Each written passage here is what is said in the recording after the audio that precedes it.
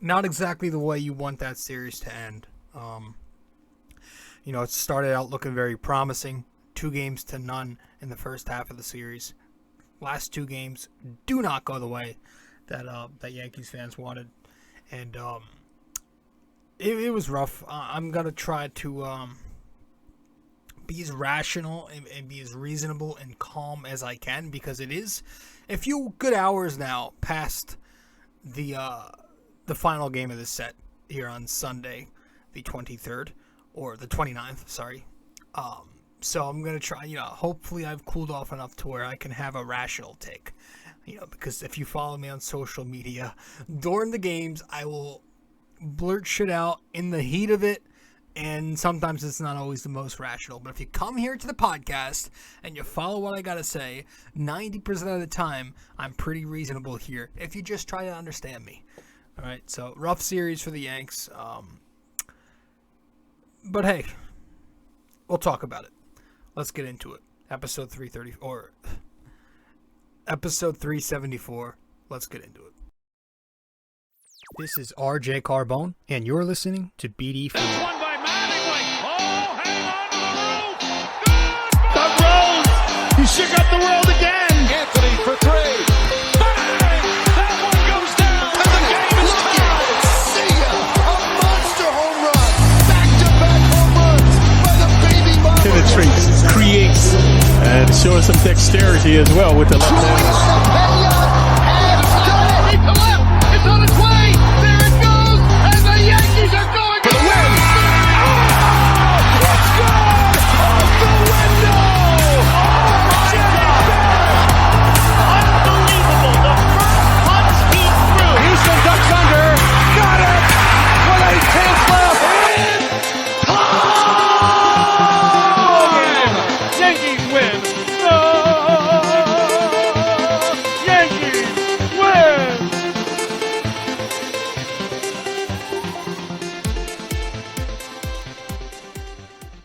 All right, what's going on, everybody? Welcome back to the podcast. Welcome to BD4, where there's no better way to get your Yankees and Knicks analysis. We also do MMA now, too. Yankees every series, Knicks every game, MMA on the weekends. Episode 374 of the podcast. It is Sunday, May 29th, as I am recording. Should be either late Sunday the 29th as you're listening to this, or most likely Monday the 30th of May. So, if you are new here, first off, like I said, we do Yanks episodes every series, but for the 4-game sets, most of them we're going to split in half. So we'll have a mid-series episode where we discuss the first 2 games, and then we'll have a post-series episode where we go over the final 2 games and everything overall. That's only for the 4-game series. For the other normal traditional 3-game sets and the 2-game sets, those will just be, we'll wait for the post-series episodes. But sometimes, not all the time, but sometimes for the 4-game series, we like to split those up. So that's what we're doing in this one. So if you haven't checked out 373, where we discussed the 2 wins in this Tampa Bay series at the Trop, check out 373. But this will be episode 374, Yanks Rays. Unfortunately, the latter 2 games went completely different than the former 2 games went. Whatever. Just like I say, anytime you go through a rough series or a mediocre series, got to bounce back with the big one next time out. So hopefully this 3-game set, the Yankees can sweep the Angels. That'd be nice. But we'll see. So yeah, we're going to get into it all. We're going to start off with our NYY-NYK-MMA question of the day. Then from there, we'll go to break, get into the episode, the thick of things, talk about the series, and then we'll wrap it up with a new segment of the show called Who Am I? All right. So let's head to a quick break, really briefly here, and then we'll get to our NYY-NYK-MMA question of the day. Actually, you know what? Let's go right into the question. Let's get to the question, and then we'll head to break from there.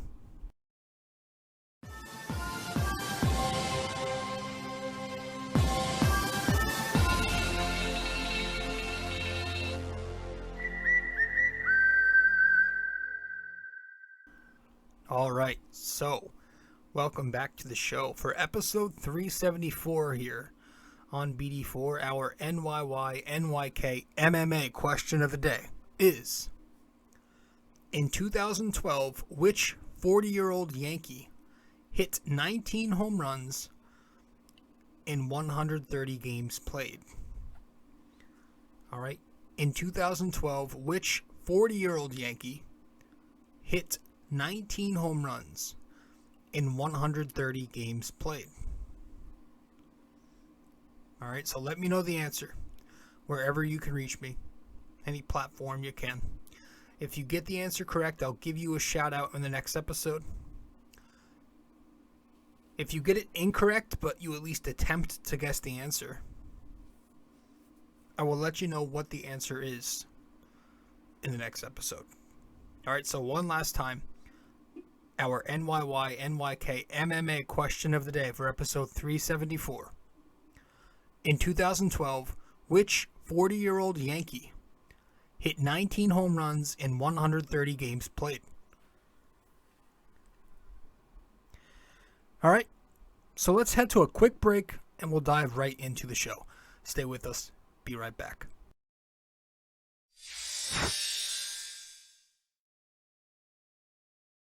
Hey guys, so I've noticed that only a small portion of you who watch BD4 on YouTube are actually subscribed. So if you do enjoy this podcast and maybe you want to be notified when new episodes release, I'd consider subscribing and also hitting that notification bell. This way we can help the channel grow and you won't miss a single episode of BD4. Alright, let's get back to it.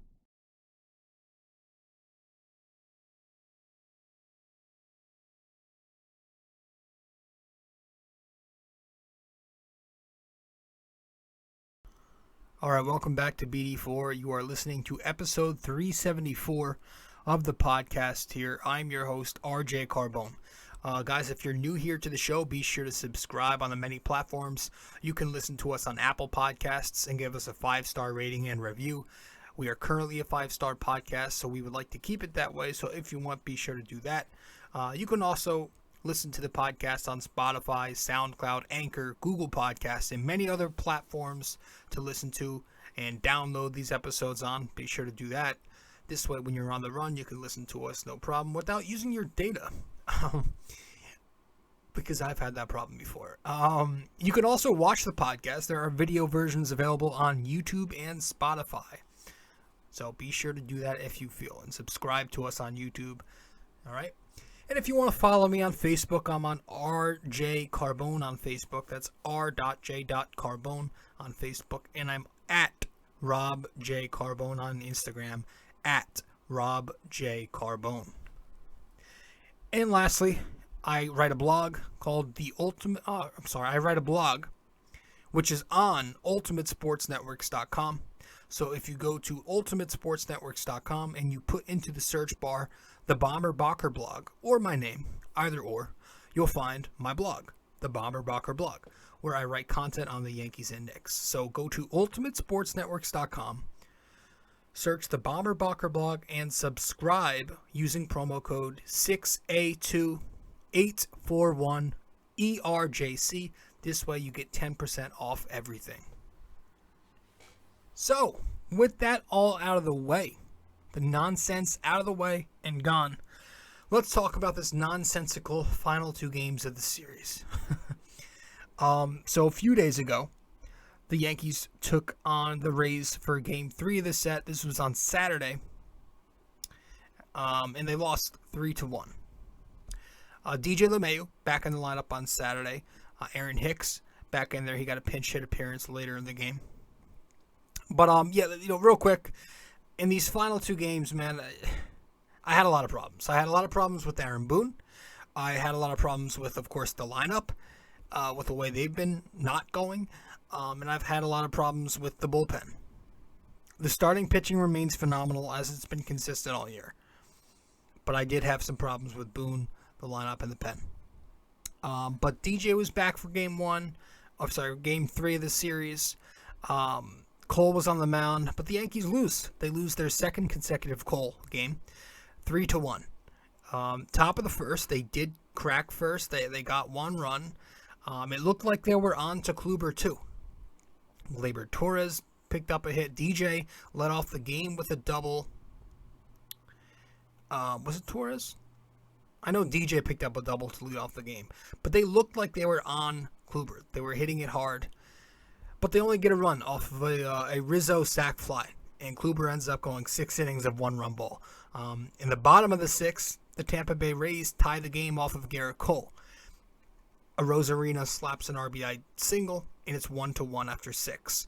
We'll get to the specifics of the 6th inning in a second, because some things happened that fans aren't happy about, and Cole wasn't happy about, and I understand it. But bottom of the 7th comes. The Yankee bullpen just mediocre once again. Journeyman Litke is hit around. He leaves the game for Michael King with 1st and 3rd and 2 outs. King surrenders an RBI infield dribbler to Diaz. It's 2-1 Tampa Bay. I guess this is where I'll get into it. My issue was, it was like, why King now? Why not King before? Why do you go to King after Litke? That was where I had my problem. And obviously, the thought process from the Yankee side was, well, matchups. We want Litke for the lefty-on-lefty matchup. So that's where I draw the line with that whole matchup thing. Because if you're asking me if it's Lucas Litke on a lefty, or if I want to go Michael King, a right-handed pitcher, on a lefty, I am still going Michael King. Why am I going Michael King? Well, because Michael King has been great. Lucas Litke has been not great. That is where I draw my line. King is your only very good reliever outside Clay Holmes, who is now a closer and wasn't available anyway. So why obsess with the lefty-on-lefty to that degree, to where you're willing to throw in a journeyman pitcher in a crucial spot, and then you're going to King anyway with guys on base? And then you got another instance. You got another instance of this matchup crap in the bottom half of the inning, or I'm sorry, in the top half of the 8th inning, where the Yankees were at bat. So you had IKF, Isaiah Kiner-Falefa, maybe been one of the few times I've said that kid's name correctly too. Slapping a 2-out base hit, gets on first base. So Aaron Boone, with Jose Trevino due up, says, hey, Jose, we're going to sit you down. Let's call up Aaron Hicks to pinch hit. Because he wants the righty on lefty matchup. And again, that is where I draw the line. You're asking Aaron Hicks, who is dead cold off the bench, hadn't had an at-bat in a few games at the time because of the injury, betting maybe $130 since his hot streak at the end of April, who is somehow even more dreadful when there are runners on base. That guy, he gets selected to hit over Jose Trevino, who has collected maybe 4 times the amount of clutch hits in the last 2 weeks than Hicks has had all year. That's your decision because you want the righty on lefty? So while this loss in Game 1 is definitely on the lineup for not getting the job done, and while parts of it is on Cole in that 6th inning, I'm going to get to that. Relax, because I do think he takes some blame. Aaron Boone deserves a crap ton of flack as well. And don't start with the excuses. Injuries. DJ LeMahieu's healthy. Aaron Judge is healthy. Anthony Rizzo's healthy. Those are your 3 essentials at the moment until you get fully healthy. They did nothing. 0 after the 1st inning. So the Yankees end up, losing 3-1 as Michael King got slapped around again in the 8th inning, while he continues to crash hard down to earth. Maybe his DL stint is up next now. I'm not wishing injuries, but I'm saying, following trend, Chapman gets banged up. or gets hit around, then he goes to the DL. Lasagna gets hit around, then he goes to the DL. But, yeah, I mean, two very pathetic, unfortunate, abominable mistakes, in my opinion, by Aaron Boone in this Game 3 aided Tampa Bay to that victory. Now, that sixth inning is definitely getting some attention, and I want to get to that. I want to talk about the sixth inning when we get back from break. Stay with us. Hey guys, I hope you're enjoying this episode. But first, I also want to let you know I have another blog. The blog I'm writing for is on ultimatesportsnetworks.com, titled The Bomber Bacher Blog. If you want to go subscribe to this blog, you should do so using my promo code 6A2841ERJC. Using that, you'd get a discount, $7.99 a month, to get the best Knicks and Yankees opinionated content around. Once again, guys, the Bomber Bacher Blog on ultimatesportsnetworks.com, using promo code 6A2841ERJC, $7.99 a month.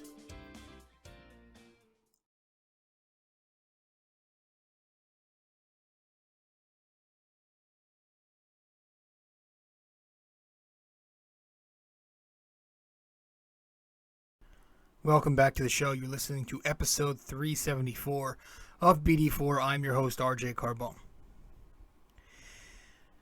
I'm gonna do this next few minutes without video, just these next few minutes, because it's getting a little, like, the video settings are getting a little choppy.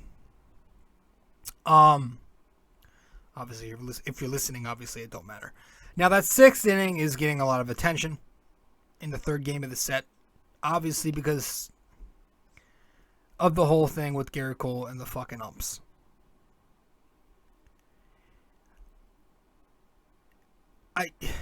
So the ball 4 to G-Man Choi, was called by home plate umpire.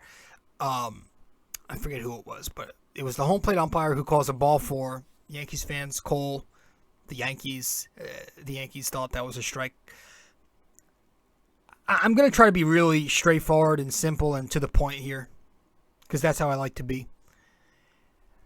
We have got to stop expecting umpires to be perfect. Just because you have the ability to see the automatic strike zone on TV, to see the analytics live, stop. Doesn't mean that these umpires aren't human, aren't allowed to make mistakes. These are humans. And that's how this beautiful game, or this once beautiful game of baseball, works. Humans making mistakes. Also, are we going to completely toss aside, forgetting about the other 3 balls in the count to Choi? Because they weren't close to the zone. Go back and watch. Or how about the 4 consecutive balls to Wander Franco, the very next batter, where at least 2, maybe 3 of those pitches were way outside the zone too. Also, if you remember a few innings before that, the home plate umpire literally gave Cole an outside pitch to Choi for strike 3. He got one. So get out of here with that shit. Stop using that as your drive home point to advocate for this robot umpire. Put some things into perspective, because we literally live in a generation where everybody wants everything to be perfect and handed to them the way they want it. We've got to stop with that. Accept the fact that it's baseball. Baseball. Not pinball, not a video game, but real life baseball with human beings and not robots. That's how this works. This is how it works. Welcome to baseball. Humans will always be a thing. That's how sports work. Now, in the end, it was a solid outing for Cole. 6 innings pitched, 2 hits allowed, 1 run, 3 walks, 10 strikeouts, no home runs allowed. He labored early once again in the first inning, which has kind of become a trend for him, but he worked through it and put together another strong outing. Now 6. I think it's 6. Yeah, sorry. 6 of his last 7 starts have been quality starts now, since the 24th against Cleveland. April 24th. The bats were dreadful once again. Just 1 run on 4 hits, no walks, a double play hit into, a sac fly, 9 strikeouts, 1 for 1 in scoring position because they couldn't even get to second base. 1 left on base. After the first inning, it was brutal. I mean, I think it was just 2 hits the rest of the way. You had IKF getting a hit in the 8th inning, and there was another hit somewhere in there. But yeah, I'm not blaming this game wholeheartedly on the umpire. I'm giving Boone a lot of shit for 2 poor decisions, and I'm giving the lineup a lot of shit for continuing to be as horseshit as they have been. Okay? So that's that with the third game of the set. I actually forgot to put the featured position players into this series. You know how we usually have 2 featured players and then 1 featured starting pitcher? I forgot to put the 2 featured position players, but you know what? It might be a good thing because I don't even know who I'd give it to. The offense was so awful. Whoever I gave it to, it wouldn't look pretty anyway, so maybe nobody deserves it. We do have a featured starting pitcher, though, I think. Let's see if I made a graphic for that. Did I? I did. It was Jameson Taillon.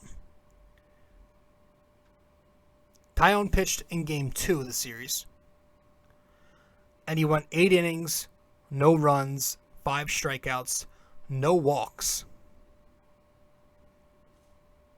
He's allowed 2 runs or less in 8 of his 9 starts this year.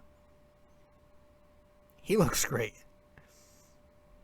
He only threw 93 pitches. Could have went back out for the 9th. Would have liked to see it, but they had Clay Holmes. No issue legitimately with that. If you want to hear more about my take on Taillon's performance in Game 2, check out episode 373, which was before this one, where we went over the first 2 games of the set. Let's talk about the final game of the series when we get back from break. Stay with us.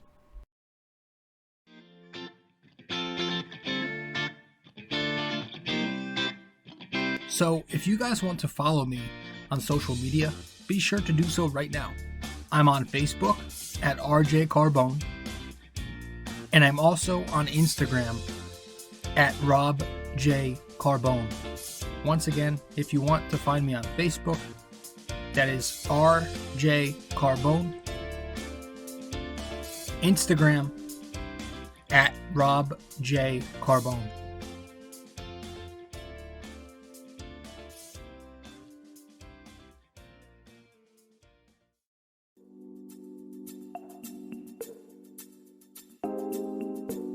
So BD4 is on so many platforms to listen to. You can listen to us on Apple Podcasts, Google Podcasts, SoundCloud. You can listen to us on Spotify. You can find us on our sponsor, Anchor, and many other listening platforms as well, wherever you get your podcasts. But we are also available to watch on YouTube. So if you want to watch us on YouTube, go subscribe there. But if you prefer to listen to us, again, many listening platforms. Just be sure to subscribe, download, give us a rating, a review, comment, share the podcast, and all that fun stuff. This is BD4, where there's no better way to get your Yankees and Knicks analysis.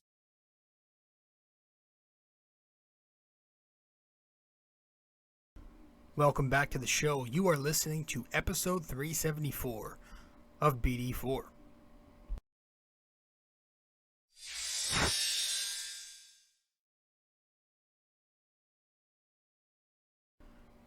So, I mean, it was brutal to sit through this one, too. The Yankees ended up losing. They ended up losing again. This one was 4-2. 4-2 loss on Sunday here.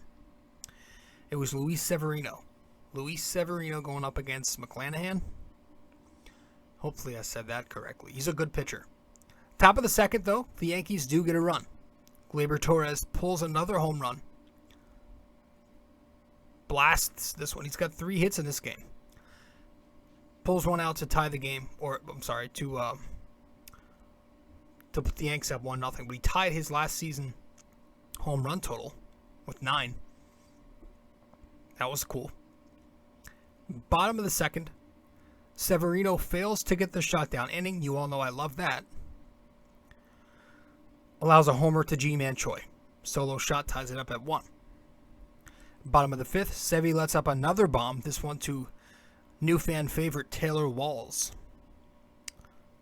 2-1 Tampa. Let's talk about the bottom of the seventh, because this is where Severino puts the first 2 runners on base. Then he gets a strikeout, but from there, he's pulled for one of the Yankees' lower tier bullpen arms. It's not Wandy Peralta. It's not Clark Schmidt, who I prefer. Not Castro, who I wouldn't prefer, but I wanted Clark Schmidt or Peralta in there. You know, guys who you are used to pitching, guys who have talent in Schmidt, guys who has a guy who has pitched well so far in Peralta.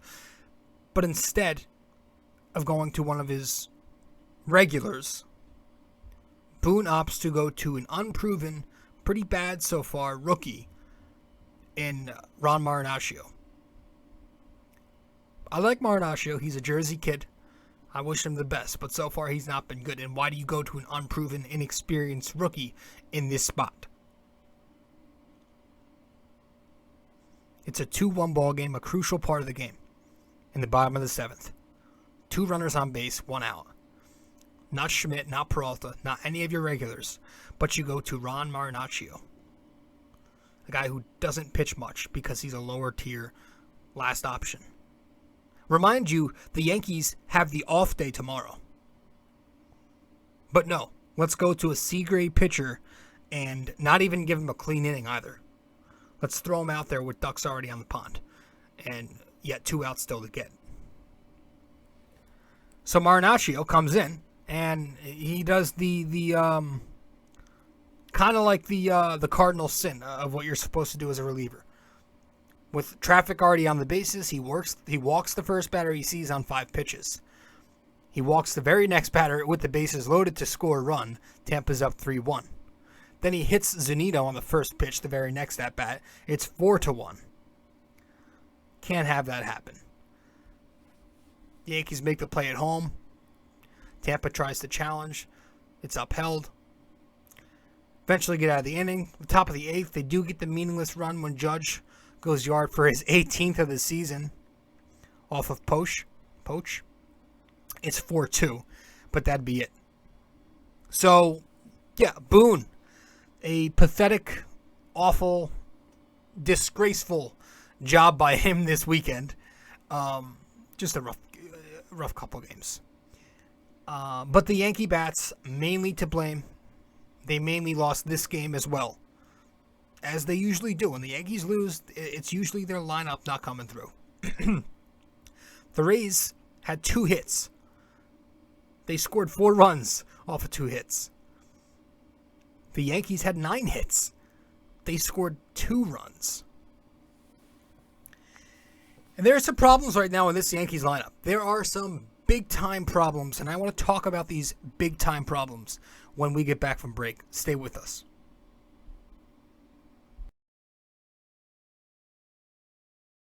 All right, folks. Now, if you are listening to BD4 on Apple Podcasts, be sure to give us a 5-star rating and a review, if you so please. So once again, this is if you are listening to BD4 on Apple Podcasts, give us a 5-star rating and review. Thank you.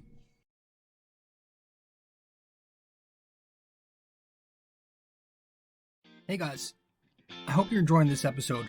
But first, I also want to let you know I have another blog. The blog I'm writing for is on ultimatesportsnetworks.com, titled The Bomber Bacher Blog. If you want to go subscribe to this blog, you should do so using my promo code 6A2841ERJC. Using that, you'd get a discount $7.99 a month to get the best Knicks and Yankees opinionated content around. Once again, guys, the Bomber Bacher Blog on ultimatesportsnetworks.com using promo code 6A2841ERJC, $7.99 a month.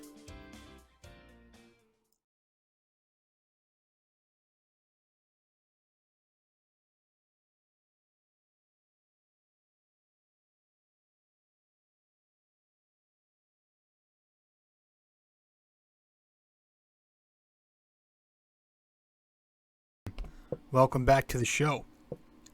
You are listening to episode 374 of BD4. Now, I apologize for those last few minutes here. If you're watching the podcast, I did not have the highlight clips up for Game 4. It was kind of just a blank white square space there. So I apologize for that. I just didn't have the time to do that. I was in a rush, as you could tell today. By the way, this Game 7 is nuts. This whole Boston-Miami playoff series, this NBA playoff series with Boston and Miami here, has been a hell of a series so far.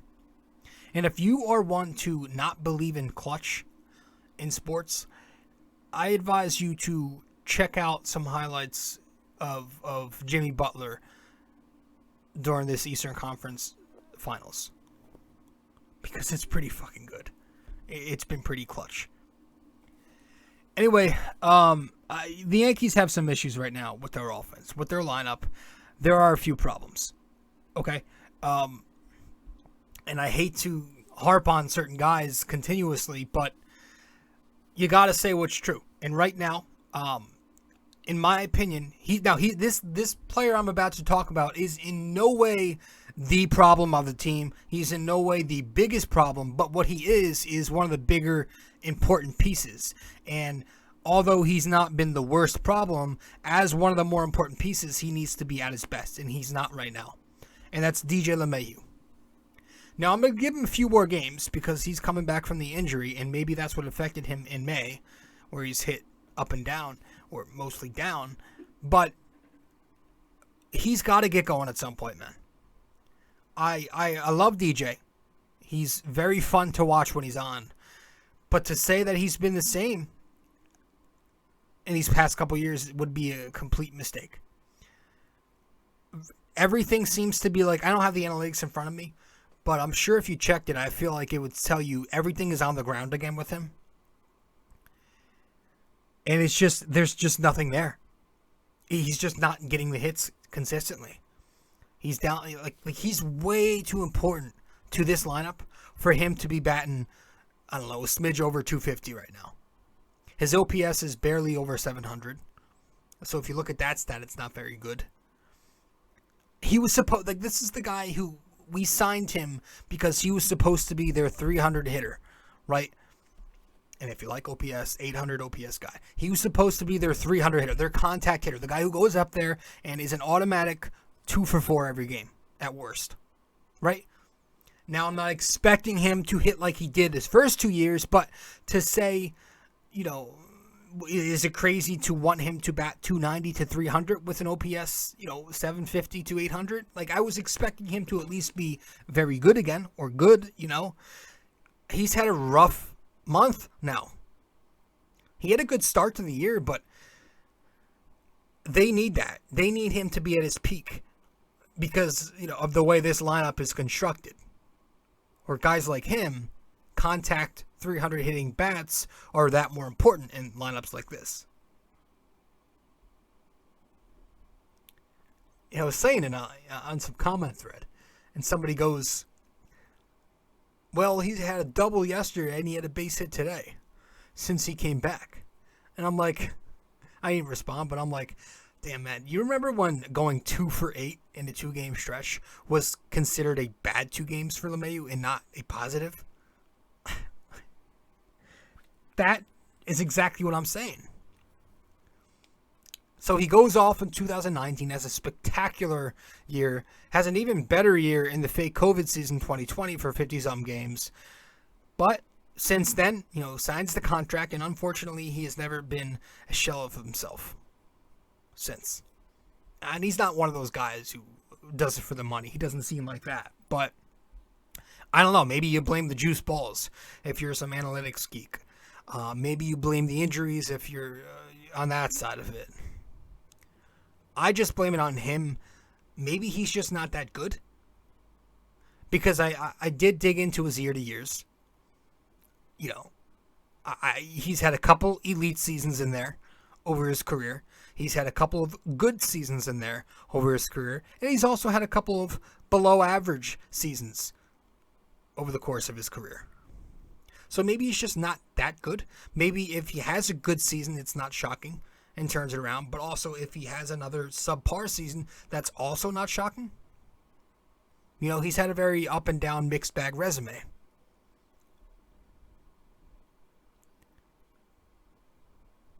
Like, it's not crazy to see him have an off year. So maybe he's just not that good. But again, if he turns it around, wouldn't be shocked because he's had some good years too.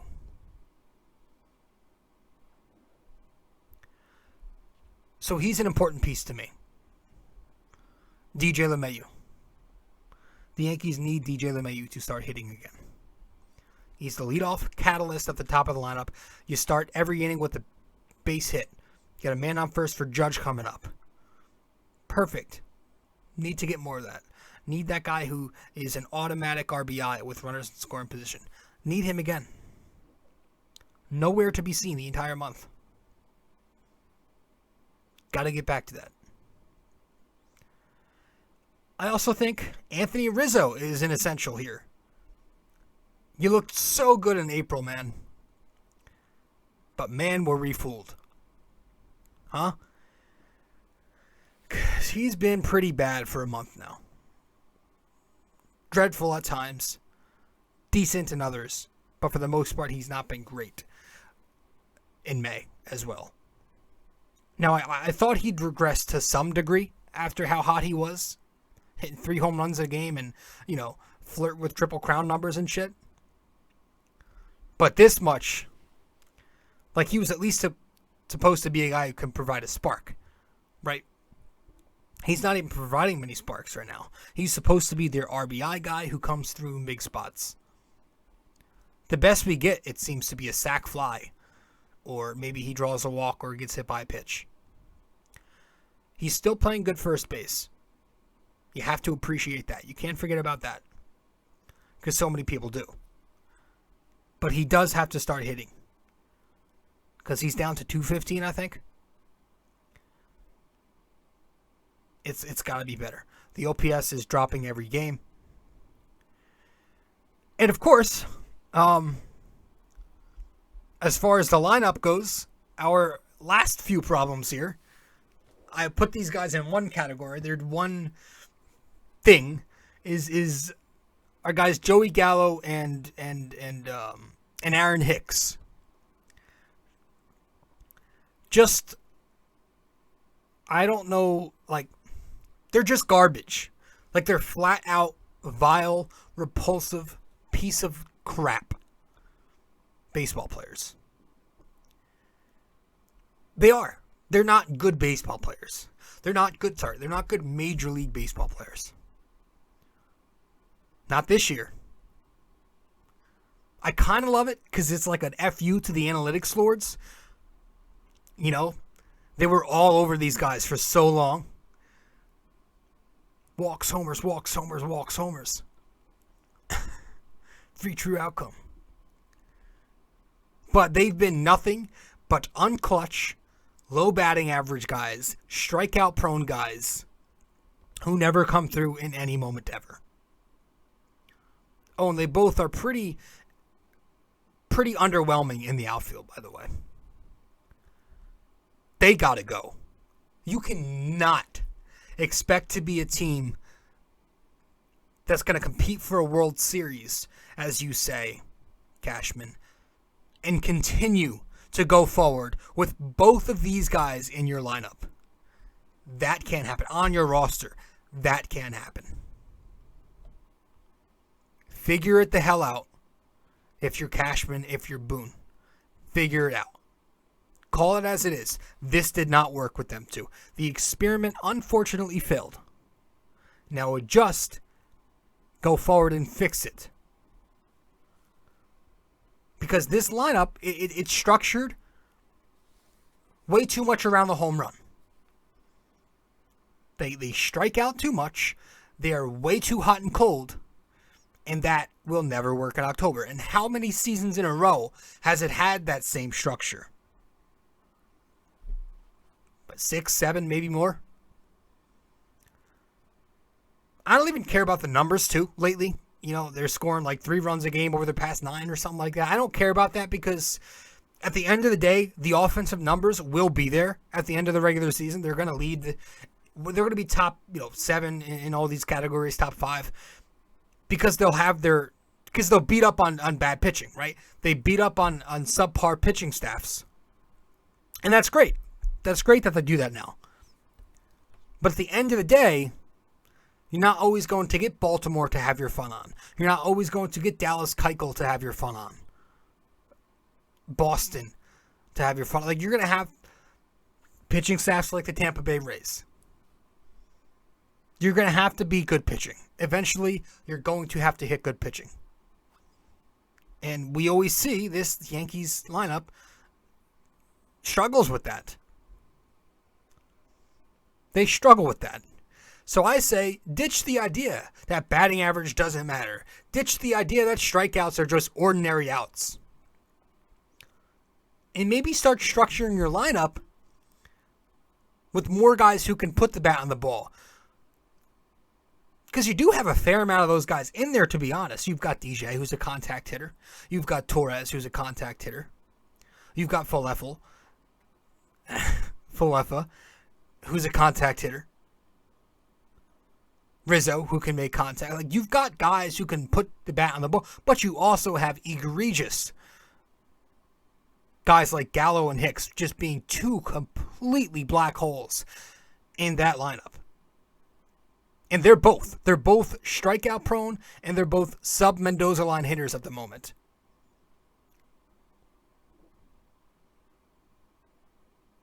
So, you can't go forward with 2 of those guys. You cannot do that and expect to be a title contender. I'm sorry. And lastly, one of my big frustrations over the last, really honestly for a bit now, has been the bullpen. Listen, I've never, even when they were thriving at their best, I've never been a big fan of this bullpen. You know this. Even when they were pitching well. Like, even when they were healthy, I still didn't love it. Because I think there are 2 guys in the bullpen where you can truly trust. But outside Clay Holmes and Michael King, who, again, has been crashing lately, there's nobody else that's really close to those 2. Marinaccio, not great. Litke, journeyman, average, mediocre, probably worse. Peralta, journeyman. He's okay right now, but he'll probably regress at some point. He's not going to pitch to a sub-2. Not going to pitch to a sub-3. Look at his resume. It doesn't say that. Guys are who they are most times, especially if he's older now. Castro's okay, but you can't trust him in tight games. Schmidt, I like him, but he's not really used enough. And if I missed anybody else, it's probably because they suck too. But it's just, I don't know. Now with all the injuries on top of that, I don't know if you wait to the deadline, but you need outfield help and you need some help in the bullpen.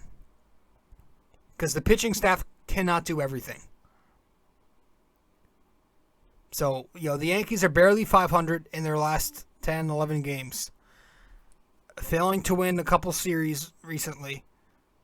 And it's not a shocker that it comes against better teams like Chicago and Tampa Bay.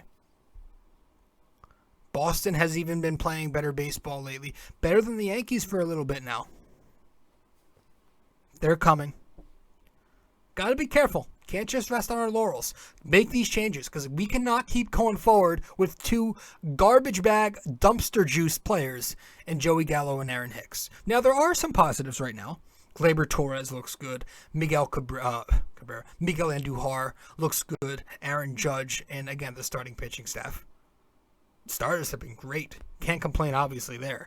Giving us length. Sevy was fine today. 6 1/3. 1 run before the bullpen scraps came in and made it 4. Judge, he's thumped for a couple games, but he hit the home run. Earlier today. Can't carry you all year. Got to get some help in there. Miggy looks good, man. Miggy's hitting the ball hard. His average is up to 286. He's fighting for an everyday spot, even when everybody gets back. Gleyber. The power is back with Gleyber, man. He's already got 9 home runs. He'll probably end the season if he stays healthy and continues this pace with 20-something.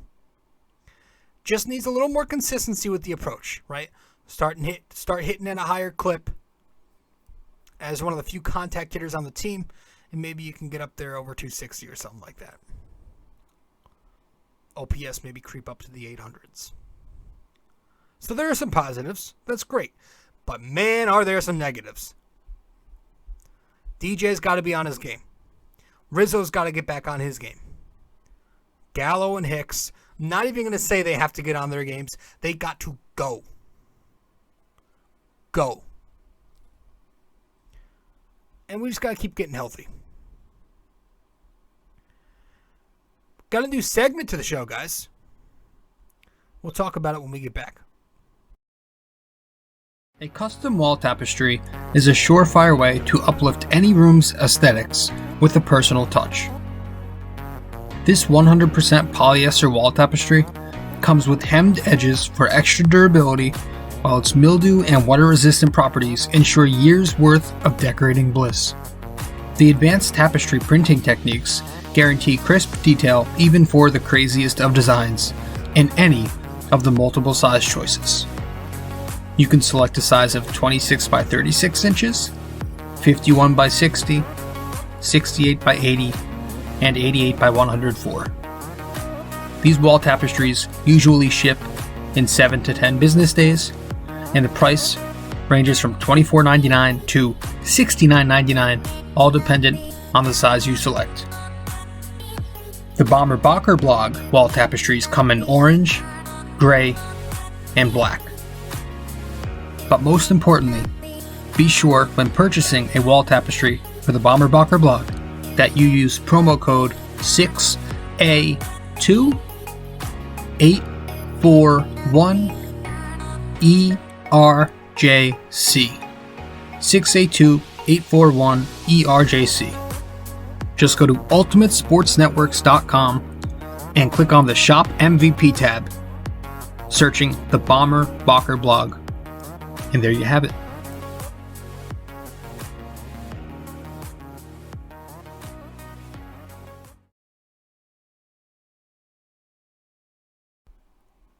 So a new segment to the show called Who Am I? Where I will describe one either current or former Yankee from the past who has played or is playing for the Yankees. And you're going to have to guess who it is. And your clues are going to be the other teams that this player has played for. All right. So I haven't gotten all the soundtracks all set up yet, so we're going to work on that. But our first segment here of Who Am I for episode 374. I'm going to list the teams he's played for and what years he played for. And then I'm going to give you a minute to figure it out. We'll start the timer. And then after that, I'm going to read you the answer live. So you're actually going to get the answer live on this one, unlike the question of the day. So, for Ep 374, Who Am I? Played for Oakland from 2004 to 2007 to start my career. Then I went to the White Sox in 2008. Then I played for the Yankees from 2009 to 2012. Then I went to the Cleveland Indians. It was the Indians back then. From 2013 to 2015. And then I finished my career with the Atlanta Braves in 2015. Who am I? We're starting the counter right now. Go.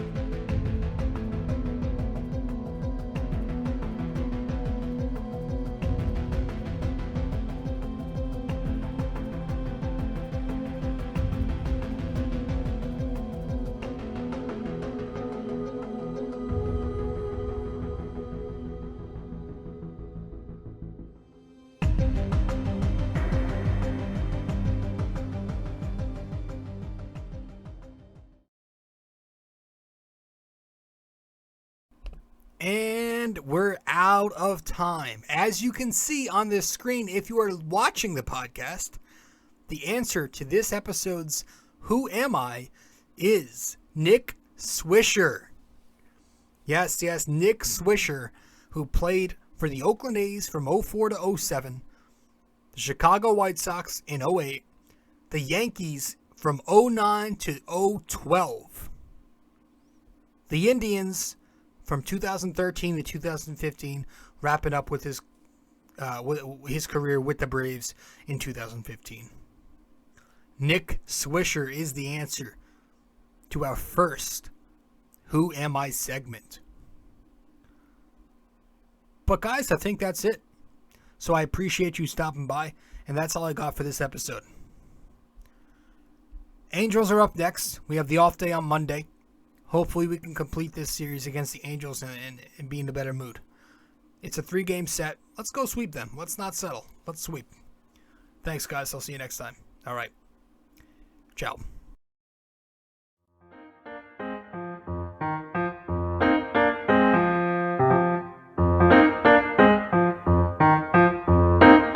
This podcast is brought to you by Anchor.